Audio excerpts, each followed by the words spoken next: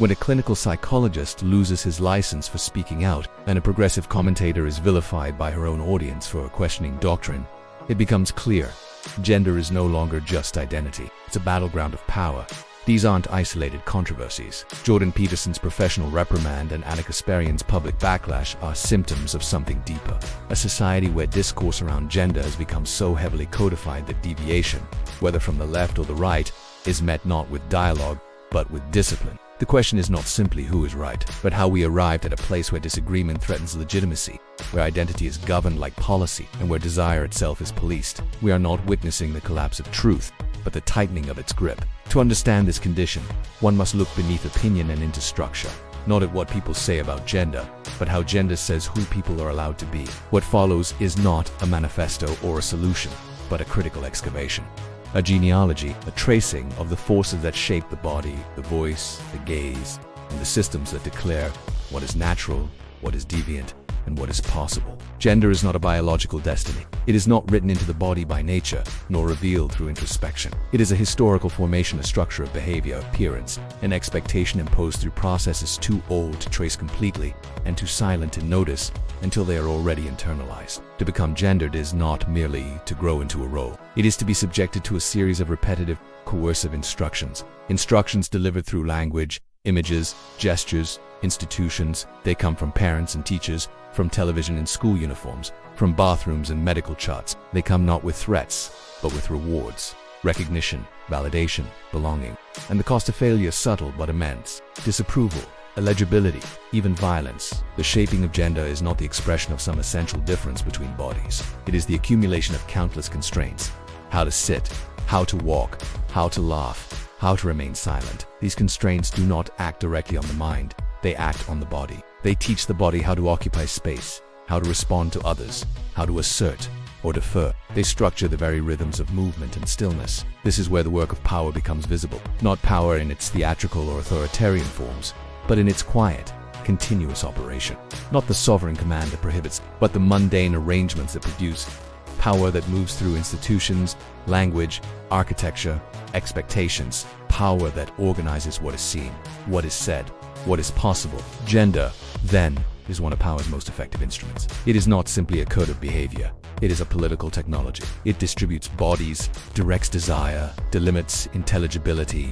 It operates not only through political or economic systems, but through socio-cultural rituals, dress codes, grooming habits, speech patterns, binary pronouns, and childhood play. These things, small in appearance, together compose the stage upon which one learns what can be said, what must be hidden, what will be punished, and what will be rewarded. And just as gender structures public life, sexuality structures the private, but the division is misleading.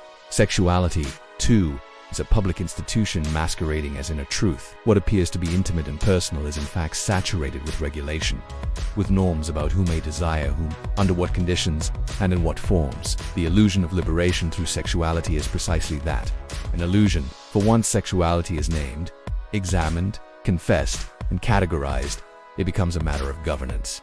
Sexuality is not simply expressed, it is demanded. It is expected to declare itself. One must speak, explain, clarify, identify. This compulsion to name oneself, to align one's desire with a coherent narrative of identity, is not the hallmark of freedom. It is the evidence of control. Speech becomes the instrument of self-regulation. The silence that once protected desire becomes a symptom to be diagnosed. This regime of visibility extends beyond the therapist's couch or the legal form. It is embedded in the state, in the medical establishment, in religious discourse, in marketing, in education. Through these systems, sexuality is rendered legible, and what becomes legible can be measured, managed, and disciplined. One becomes not a person who loves, but a type who must be managed. Even those categories that claim subversion, the queer, the non-binary, the poly, the deviant, are legible only because they exist within the same discursive web. They are intelligible because the norm exists. They do not escape regulation, they provoke it. Visibility, in this sense, is a trap. It allows recognition, but only on the system's terms. Heterosexuality, far from being a natural inclination, is a heavily policed institution. It links gender roles to property, reproduction, inheritance, labor. It is embedded in the logic of the nation, the family, the economy. And yet, It remains invisible because it is the standard against which all other forms are judged. To deviate from this standard is to risk incoherence. And incoherence is not simply social exclusion. It is ontological exile, to not be recognized as a subject at all. This is how gender and sexuality operate together, not to describe reality, but to filter it, to make some forms of life possible and others impossible. There is no outside to this system. Even refusal is coded, even silence is read, but the recognition of this saturation does not lead to fatalism. It leads to critique, and critique is not destruction. It is a practice of making visible the mechanisms that render the world as it is. What is called natural is shown to be historical. What is assumed to be eternal is revealed to be contingent, and what is said to be necessary is exposed as constructive. This is the work of thought, not to dictate new truths, but to unmake the old ones. From here, the question is not, what am I, but what forms of life are made possible by the systems that name me. The body remembers what it has been told to be, but it also trembles, stutters, breaks the line. Within the machinery of normalization, there are always moments of excess, of failure, of misrecognition. There are openings. To inhabit identity critically is to refuse its finality. It is to treat it not as essence, but as effect, as something written, and therefore something that can be rewritten, not by will alone, but by the slow, collective labor of critique, friction, refusal. To analyze gender and sexuality as systems of power is not to erase experience. It is to give experience a genealogy. It is to trace the paths by which it came to be felt, to be claimed, to be policed, and in doing so, to begin the long work of imagining otherwise. If anything in this essay made you uncomfortable, pause with that. Sit with the systems that formed it, and if it made you think, subscribe for more deep dives into the forces that shape everything around us.